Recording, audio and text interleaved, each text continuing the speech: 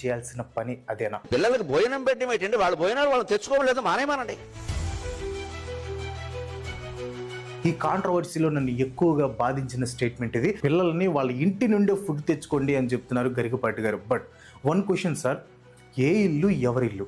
2025 global hunger ఇండెక్స్లో India rank 102 out of 123 countries. మన score వచ్చేసి 25.8, విచ్ ఈస్ సీరియస్ హంగర్.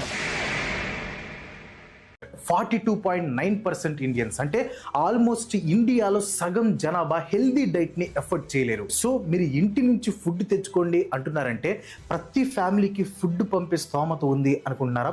ప్రతి ఫ్యామిలీ పౌష్టిక ఆహారం ఎఫర్ట్ చేయగలరు అనుకుంటున్నారా? బట్ గ్రౌండ్ రియాలిటీ ఏంటో తెలుసా?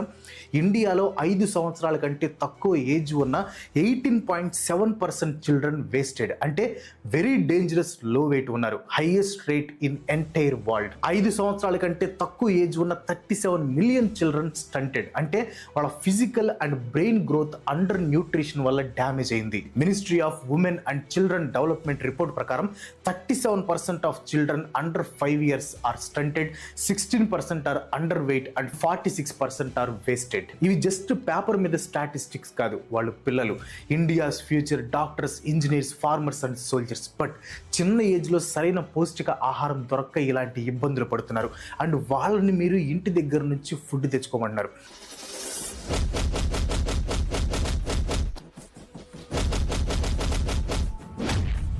ఫస్ట్ ఆఫ్ ఆల్, అంత న్యూట్రిషియస్ ఫుడ్ ని పెట్టే ఫ్యామిలీస్ అయితే వాళ్ళని గవర్నమెంట్ స్కూల్స్ కి ఎందుకు పంపిస్తారు? అసలు గవర్నమెంట్ స్కూల్స్ ఉందే ఇలాంటి వాళ్ళ కోసం కదా. నీకే అర్థం అవ్వట్లేదు. అలా బుద్ధి చెప్పు. నీకున్న జ్ఞానం దీనికుంటే మాకు ఏడుపు ఎందుకు?